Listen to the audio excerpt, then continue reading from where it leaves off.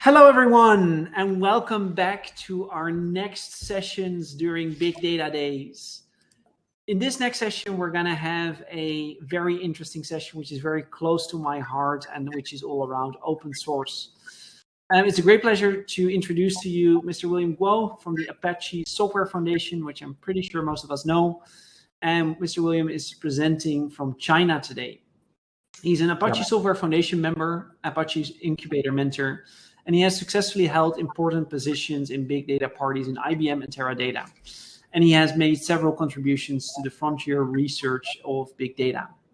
He has also participated in several technical communities at the same time, such as Presto, Alluxio, Hbase, and he was the founder of the Clickhouse Chinese community. Today, William is going to take us on a journey to talk about modern EtLT and orchestration architectures in DataOps, which I personally think is going to be a wonderful session. Mr. William, it's a great pleasure to welcome you to Big Data Days. Yeah, hello. Thank you. Thank you, everyone, to join my session. So shall I start my session? Absolutely. You're ready to go. Okay. Thank you, everyone. And thank you for the host. And today I want to share some experience on modern EtLT and orchestration architecture in DataOps. And the host introduced me. I'm William, and I'm a Apache Software Foundation member, and I have more than 20 years of big data experience. And today I want to share some experience on DataOps. First, I want to introduce you to the new architecture of EtLT. And then I will want to introduce you to open source projects. One is called Apache Citano, and the other is, we call it Apache Dolphin Scheduler. Then we can go through some new concepts of DataOps, data mesh, and some new concepts. So this is the agenda.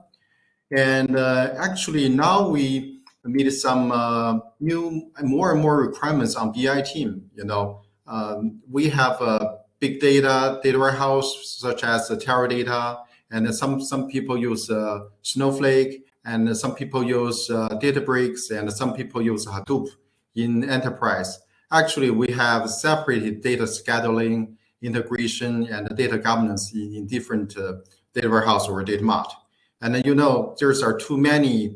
We call it CDC, that's a change data capture, and batch data and the data stream in various of traditional and emergent data sources. So the data quality is very hard to control.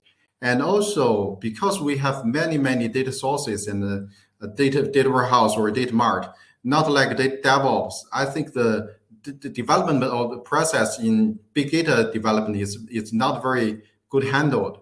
And also, there's many new data source and the data processing that we will have a spider web in our enterprise big data processing, and not like the old days. Now we have the users not only for the engineers, but also we have some people from sales department, product department, who want to use SQL or use other data analytic tools to use the data directly.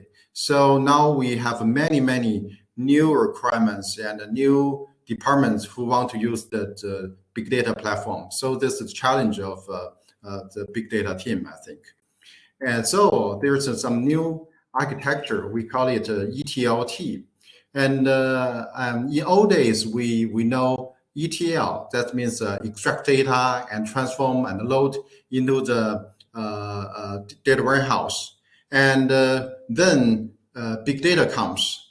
So for example, like a Hive or Spark or Delta Lake or Iceberg, we use some ELT architecture. That means we just extract the data from Oracle, from MySQL, and then load them into the Hive or to Snowflake. Then we do the transformation in Hive or in Snowflake. We didn't do some transform before the data warehouse. And now I think the situation are changed because we have many new data sources. For example, we have Oracle, we have SAP, and but also we have something like a MySQL or some database with a bin log. That means we can catch the database bin log and catch the data capture. Then we just transfer them into the data warehouse. And also we have some file on S3 or file on Google Cloud. And also we have some software API like SAP. And also we have SaaS. So for example, we have Salesforce, we have Workday, and we have other SaaS. So we just want to extract data and load into the data warehouse. And I think it's very difficult because the type and the form are not the same. So we have to do some normalization or some, we call little transformation before we just load them into the data warehouse. So there's a new architecture, we call it EtLT. That means we just extract data from a database, from a cloud database, and from a Kafka or from a SaaS. Then we do the normalization and do some filter and do some data cleaning, and then we load them into the data warehouse, such as a Snowflake or Trino or Hive or Peanut or Clickhouse. And then we just do the business transformation in the data warehouse. And then some data scientists can use the data in the AI. So I think there will be two different types of users. One type of user is called data engineering. That means we just prepare to do the data preparing. We just do the ETL, extract the data from different source and then load into the data warehouse. That's DataOps engineer or ETL developer or architect, their job. And some people, just like a sales and analyst, product manager, or SQL developer, or AI scientist, they only use the data in the data warehouse. And they are use some tools like such as a DBT or something like that to do the transformation in business. So you can see that there are two types of users to use the EtLT architecture. And now we found that there are many new open source projects in modern data stacks. And we have data integration. Some people use Airbag in American, and the Citano in Apache Foundation, and Presto as in Japan, and DataX as in China, and RudderStack in Europe. These are all open source projects in data integration. And there's many data warehousing open source projects like Trino, which is called Presto DB before, I think, and also Clickhouse and Peanut, Iceberg, Materialize, Doris, and many new data warehouse open source projects, because I think that the data is so big and the requirement want to be as soon as get the result as soon as possible. So you will have many user scenarios. So one kind of data warehouse will support one or two scenarios. So if you want to fulfill the whole requirements of a business department, perhaps you will have two or three kinds of data mart or data warehouse tools to support that. And then also we have transformation tools like Flink or DBT or Bean or Spark or Samantha. They're all open source projects. And also we have some orchestration tools like Airflow. I know many people use Airflow. And also there's a new project called Dolphin Scheduler, which is you can drag and drop to create a DEG, not only use a Python or XML to create a DEG. And there's another project called Flight. There's an open source project in American, which is focused on machine learning and AI ops. And also we have Dexter and Perfect. They're also open source projects. And also we have many other analysis tools like a Superset, eChart, Redash, Metabase, and we and Currybook.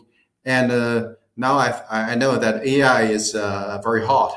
Actually, we have many AI open source projects like PyTorch, Ray, or Paddle, or Jupyter, or TensorFlow, or Mansport. Actually, just many AI open source projects. So I think one enterprise can choose one or several open source projects in their big data enterprise. And I just gave you an example for the big data architecture in DataOps in your enterprise. Actually, we know that we will process the data in two ways. One way we call it real-time data processing. That means we just collect data from your IoT devices, or you collect the data from your database like MySQL or Oracle. We just do the CDC, we change data capture into from your database, or we just catch the log, or we just extract the data from SaaS or ERP or CRM in real-time way. So then you can use a cTunnel to get the data, collect data in real time. And you just can load data into Kafka or into your real-time OLAP engine, such like ClickHouse or Redshift, directly from your real-time data log.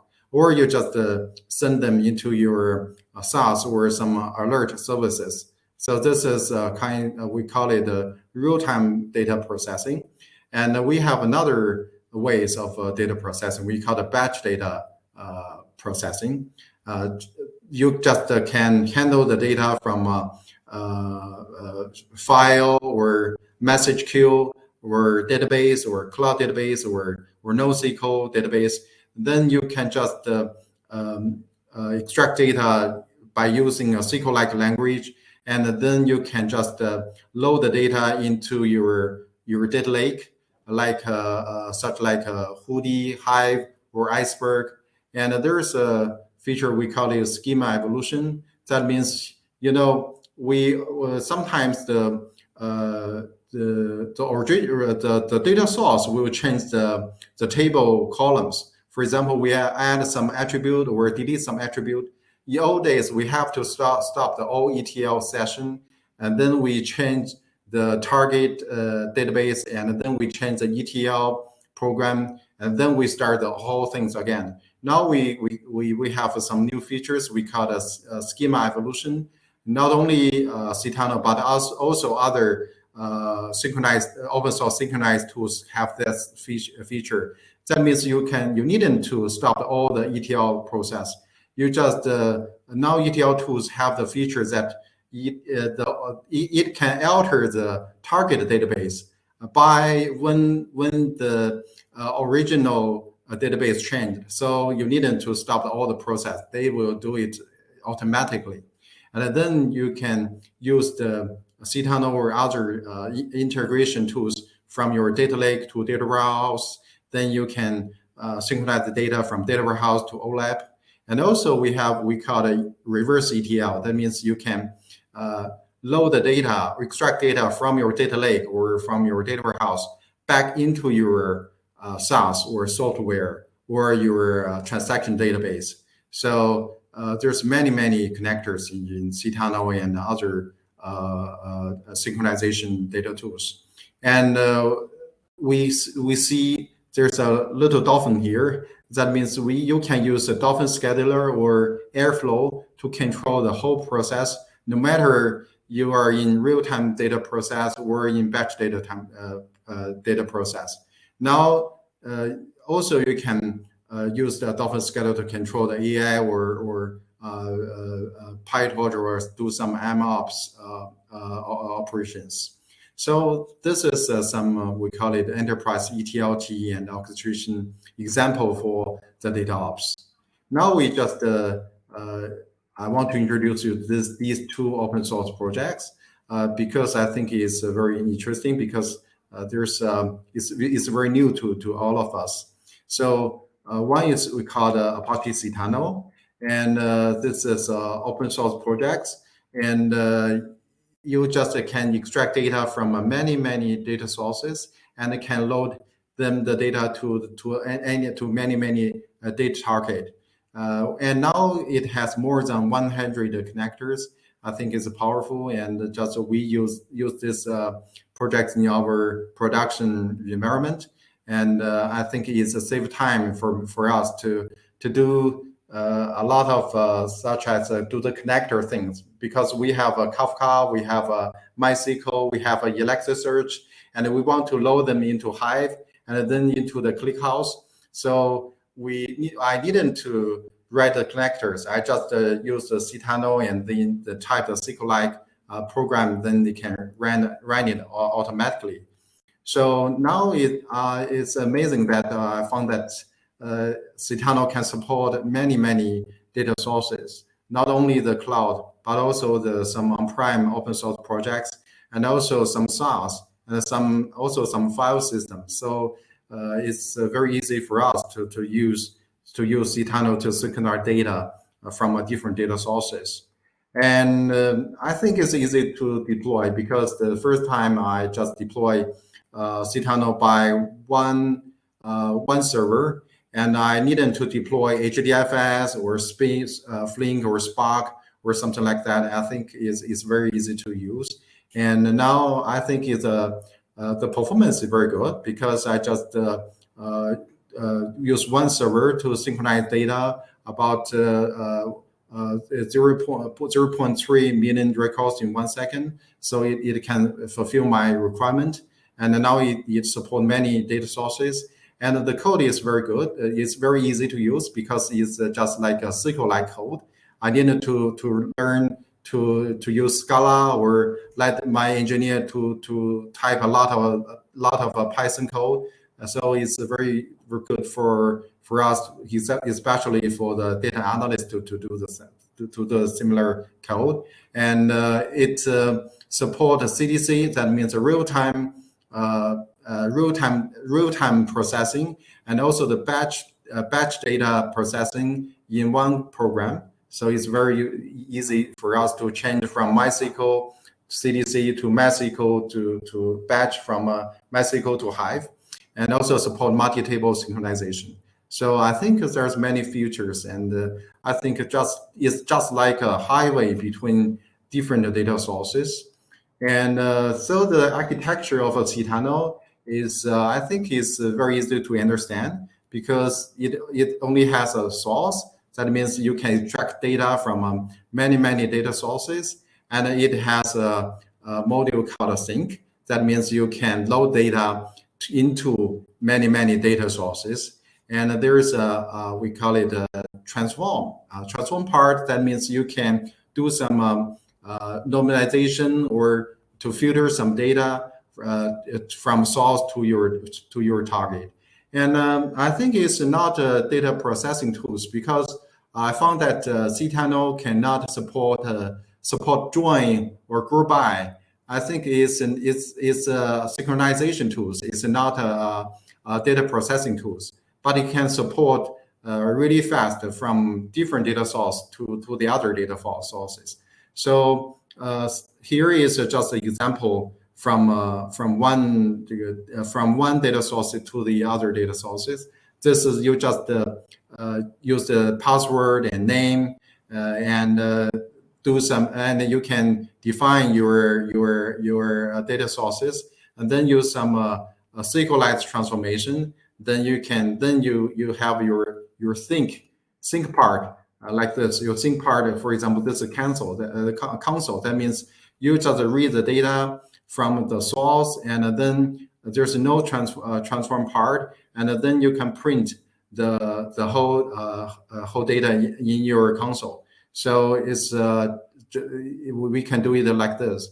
So I think it's easy for us, because IoTDB is I think it's another Apache project that it is only a database for IoT devices. So there are many different data types. Then we can load the data from IoTDB to console or IoTDB to MySQL or to Hive.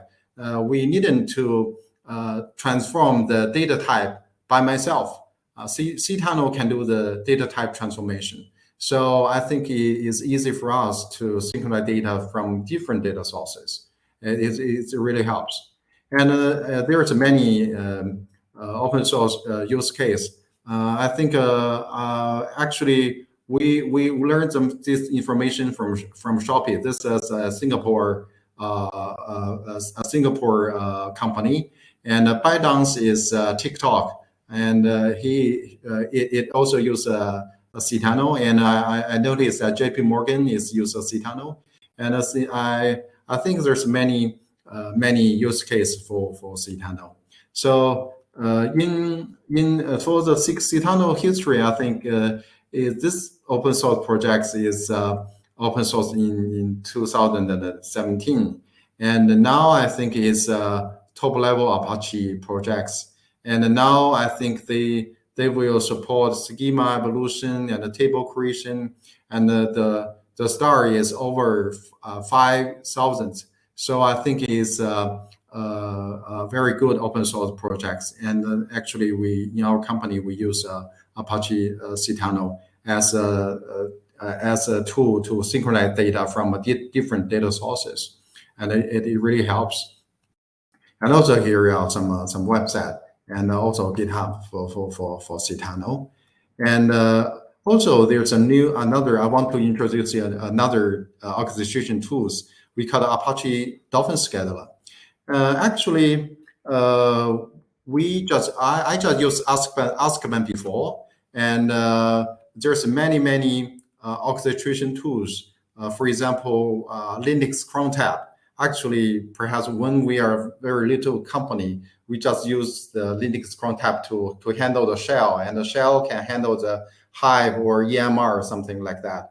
And then we found that it's not very good for us because it not will have the trigger and dependency. We cannot control the DAG. And then we use Azkaban. And also some people use Apache Airflow. I think it's very good, but it's very hard for us especially for the data analyst department, because the data analyst can write SQL, and they want to get a report every day, and they only can write SQL. They cannot write Python or write XML.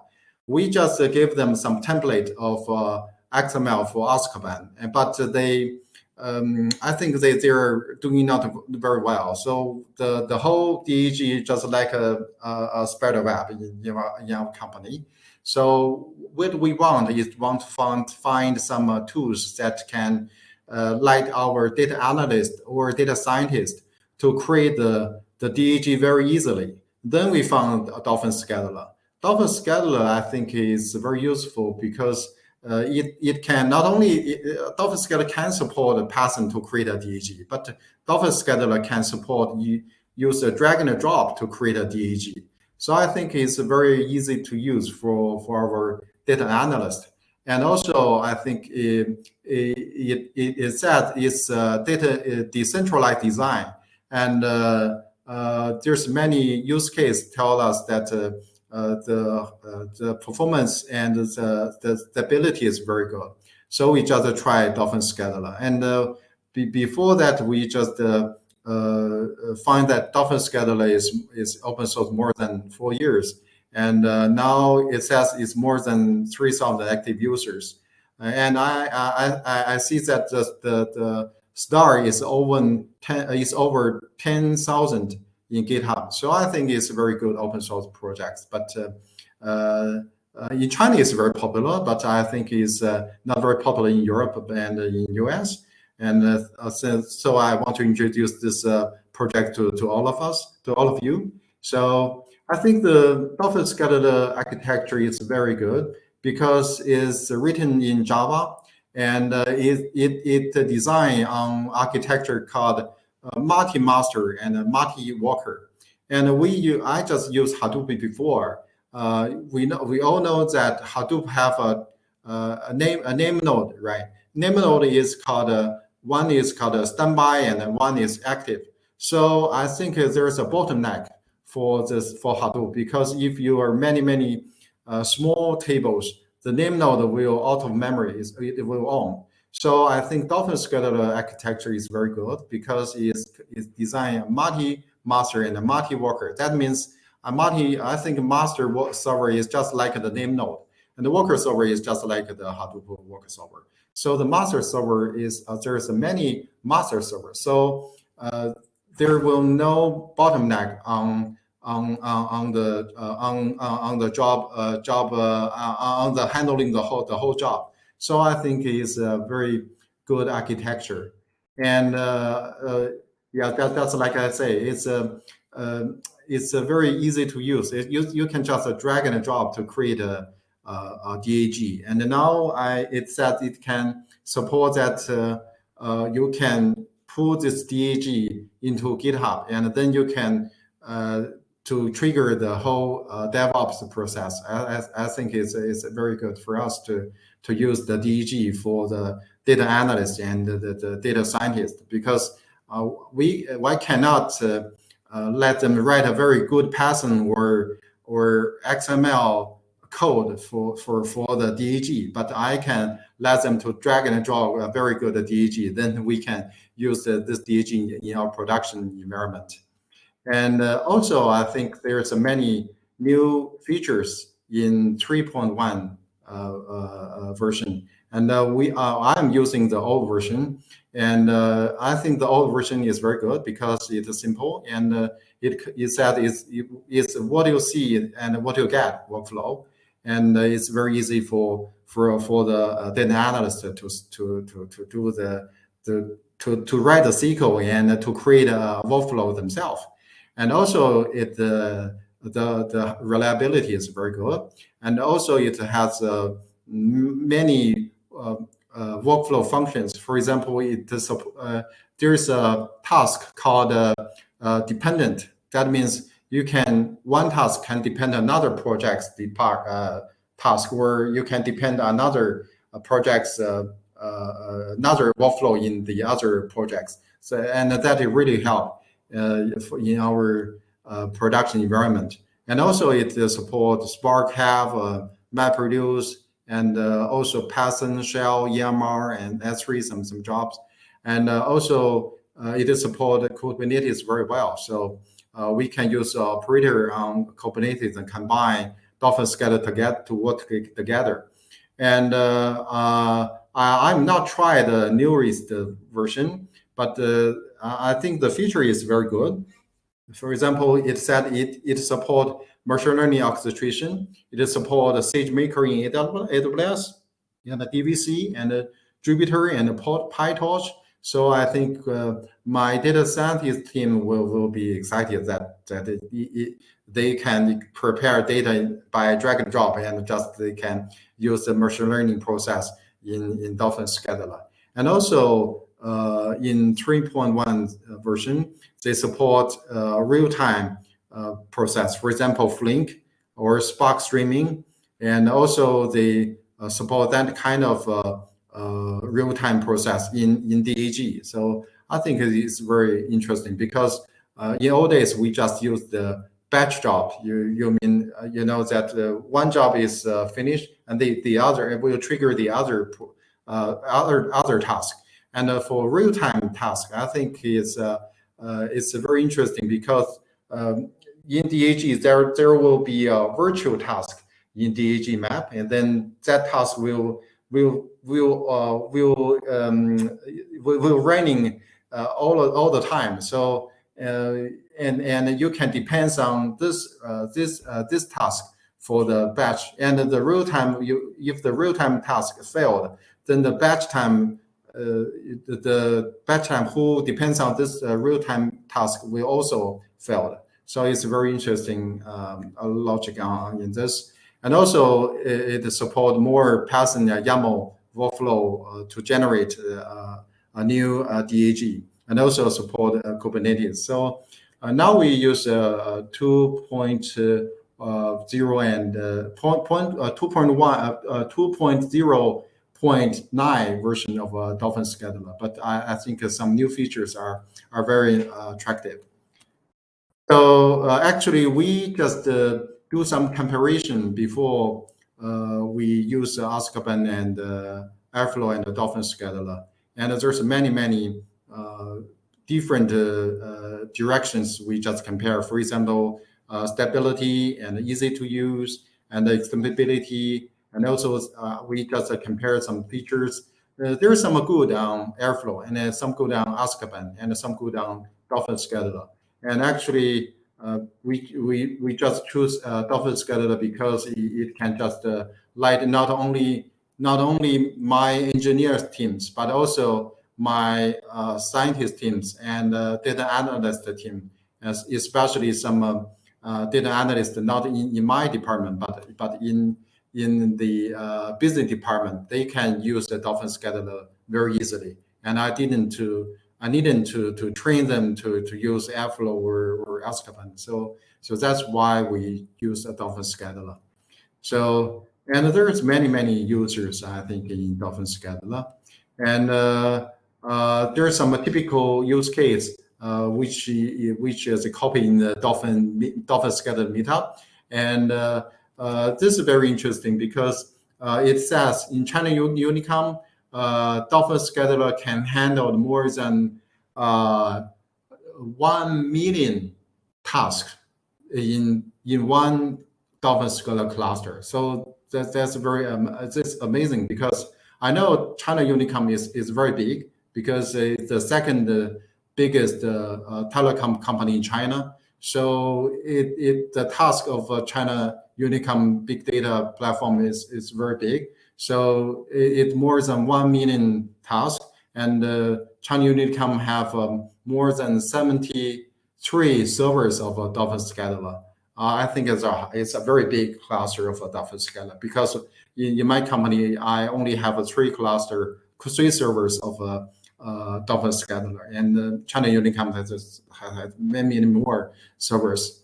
And also Shane, I think, is used Dolphin scheduler. Shane, I think, is very popular not only in China but also popular all over the world. And Shane just migrated the whole workflow from Airflow to Dolphin scheduler, because I think that they are the same requirements like me. Because Shane's data analysis team is in Indonesia, and I think their data analytics team is not very good at Python or XML. So they just migrate from Airflow to Dolphin, and I just migrated from Azkaban to Dolphin scheduler, because of there's many business users who want to create their jobs on the big data platforms. So also Shopee and McDonald's, and there's another Chinese company use Dolphin scheduler because of the easy use for the data analytic team. And also some company use Dolphin scheduler as their data scientist platform, such as this LiGFM, and this is another security company in China. And I think it's very interesting, because Dolphin scheduler has a feature, we call it sub-process. That means you can create a machine learning cycle by using different open source machine learning projects. For example, you can use a SageMaker and a PyTorch in one workflow, and then you can use this workflow as another task in another workflow. So it's very easy for data scientists to do the data preparation. And I think that's why LiGFM and 360 are using Dolphin scheduler as their data scientist platform. So there's also, because it's open source, and you can download the whole code, or you can just use the Docker or something on website. I think it's free, and the Slack channel is very hot. use something. If you want to read some articles, you can use the Medium. You can visit the Medium, this channel called Dolphin Scheduler.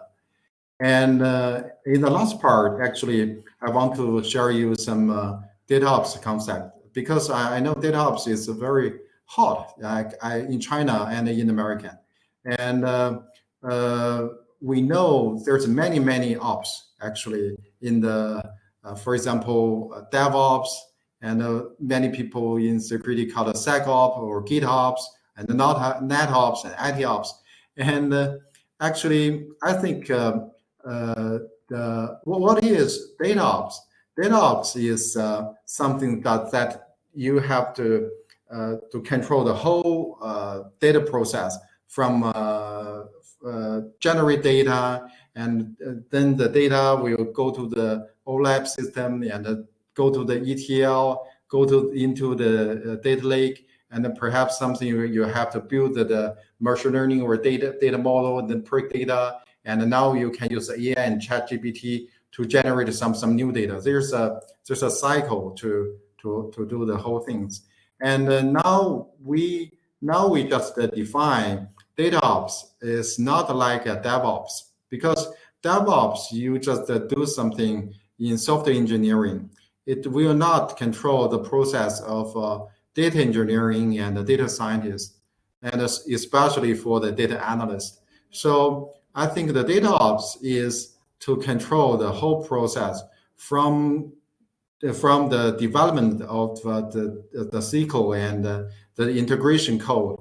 Then you can control the whole process of engineering pipelines and the deployment, and also data versioning, and control the model versioning, and also you have to control the data analyst and static report or dashboard deployment. So I think it's not like a DevOps. I think DataOps is more complicated, because in this process you control not only the IT teams, not only the engineer teams, but also you have to control the process of a business department. For example, sometimes you want to define a report. Actually, this requirement of the report is not defined by the engineer, it's by the business department. And also, how to calculate this report is not that like a product manager to define this. It's always defined by the user department. And also sometimes there's a large communication and negotiation with data engineering team. So I think it's more difficult to control the whole process in DataOps. So DevOps is, I think it's easier to control the process, because it's only control the development in software and the software engineering. But DataOps is more hard, I think. And also, there's some new concept of which is related to DataOps. One we call the data fabric. I think is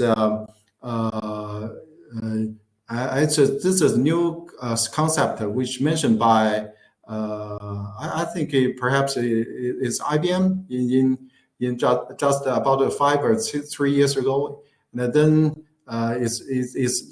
is popular in some data companies.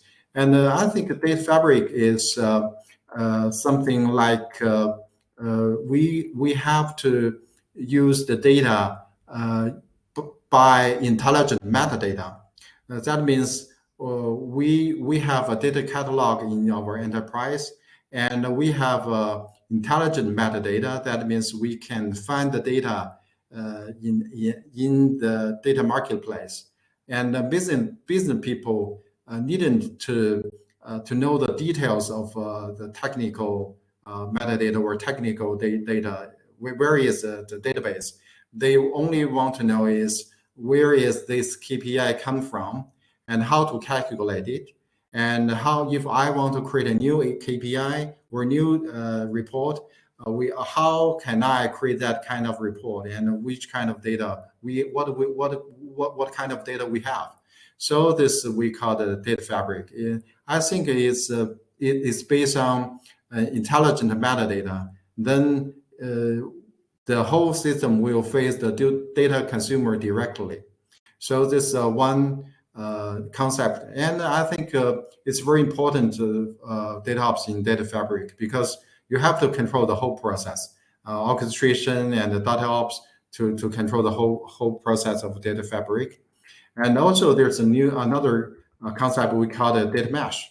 And I think it's very popular, especially in American, because there's too many data sources and too many data warehouses. I know many people not only have Snowflake, but also have Teradata and a Snowflake and a Delta Lake. In different department, they will choose different data house or data mart. And some people will use Presto and TrinoDB or Peanut or Clickhouse.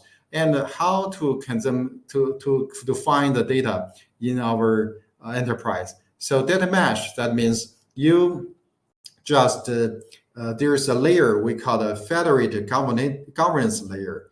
That means you just collect the metadata in this layer. And if the consumer visit your big data in your data marketplace, the federated governance will translate the SQL or translate the requirement to your different database, for example, Snowflake or to the Delta Lake. So for the final data consumers, they will not know you have many different data mart or data warehouse. They only know what we have, and they can visit the data. So the federated governance is very important in data mesh. And also DataOps is very important because you have to prepare the data, and also you have to collect data from the source system into your data lake or your data warehouse. Then the control the whole data version and to do some asset management in your data marketplace. So I think it's very popular for data mesh concept, and DataOps is also very important in this part. And also in America, in Europe, also in China, there's a very popular concept called modern data stack, because there's many tools that because the data source, just like I mentioned, there's many data sources now, not only the SaaS, but also traditional software, and also cloud database, and now on-prem database.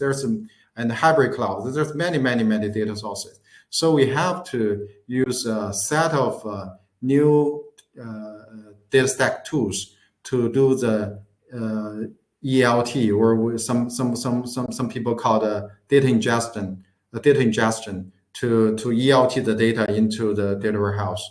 And I think it's very easy to use because you can choose several tools of the modern data stacks in the modern data stacks to fulfill your enterprise requirement, because different situation, the different requirements will let you to choose different tools in modern data stack. So I think it's a very new concept. In old days, we use Informatica, use Talent, or use IBM data stage to do the ETL things. Now we have many set of tools we can choose to do the modern data stack. And I think it's almost the end of my session. And this is my LinkedIn. And also you want to visit some projects I just introduced to you, you can use Dolphin Scheduler or Citano. And if you have some questions, and welcome to ask me. So thank you for listening, everyone. Thank you, William. I have to say that you make it so easy to explain the very complex concepts. And I think it was really a very interesting presentation. Actually, I learned a lot. And also, I think your visualizations on how you make these complex schemas are quite simply explained. And I just posted on LinkedIn that I've never seen somebody explain the difference between ML ops, data ops, DevOps, and AI ops with such ease and such clarity. And I think the slides that you're using are absolutely excellent. So I was really impressed with your presentation. And I've been in big data for a long time, so thank you so much for presenting. I have a couple of questions, or I saw a couple of questions come in, so we still have a few minutes. First question is from Douglas. He's saying, I've heard about ETL and ELT, and now I saw EtLT. Is this something new? Yes, because actually many people use ELT structure now because we direct data from data sources and load into Hive.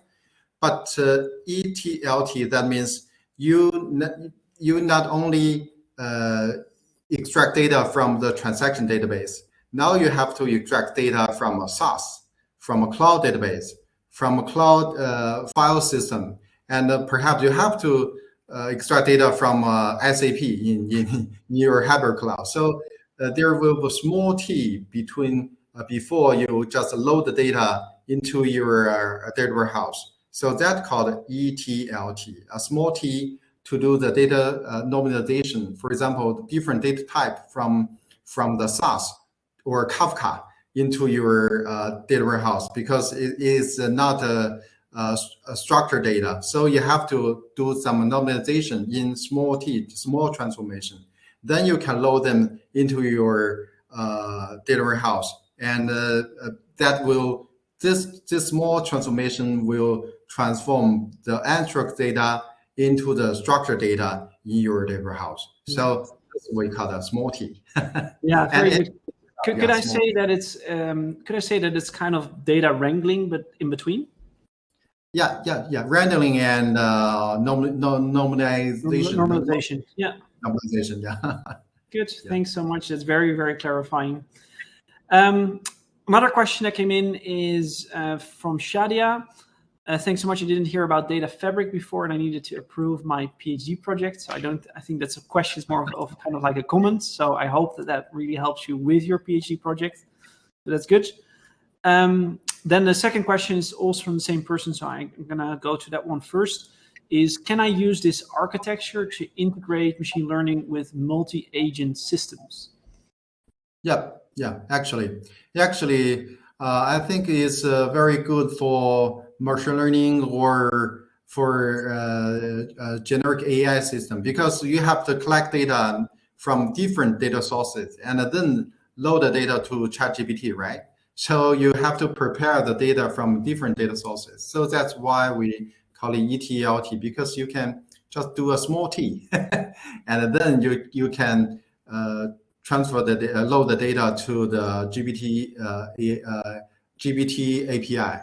So I know somebody just do the GPT connector in Citano, and I think it'll be very interesting because you can collect data from a Google Doc and your MySQL, and then let the GPT to know the data, and then you can ask question in GPT.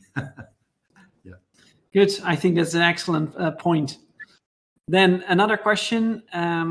You have a lot of questions coming in. Next question is from Douglas.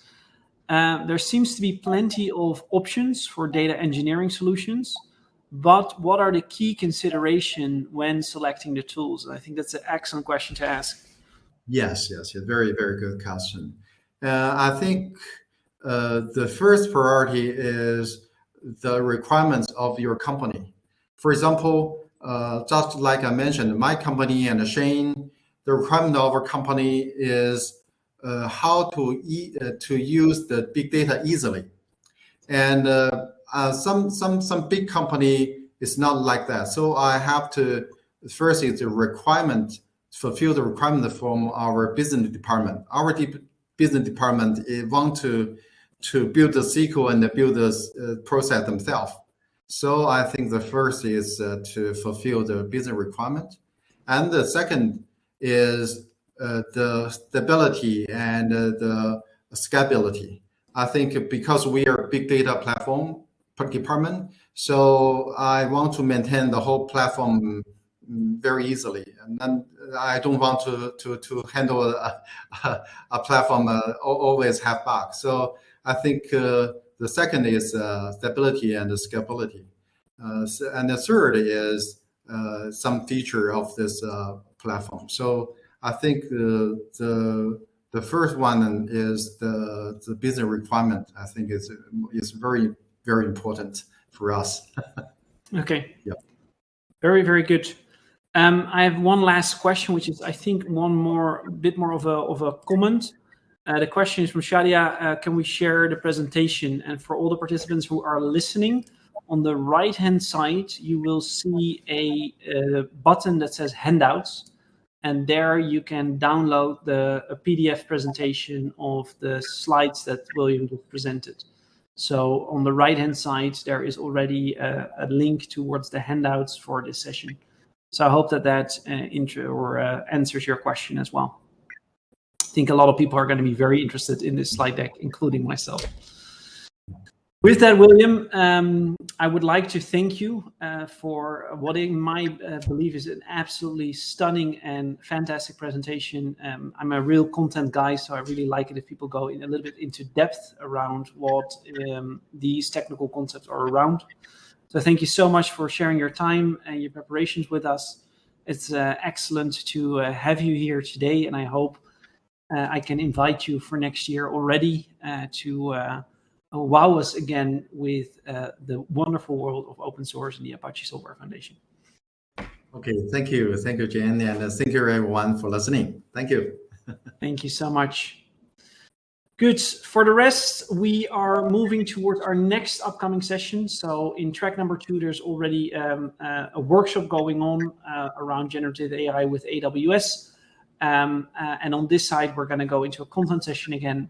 My next guest is going to be Laila Faridoun, who's the CEO and founder of Looking Forward Consultancy, and is going to talk about the role of big data analytics in enhancing organizational performance. Laila is a very gifted speaker. I shared the stage with her before, so make sure you don't miss this session as well. Look forward to seeing you back in 8 minutes. Thanks, everyone.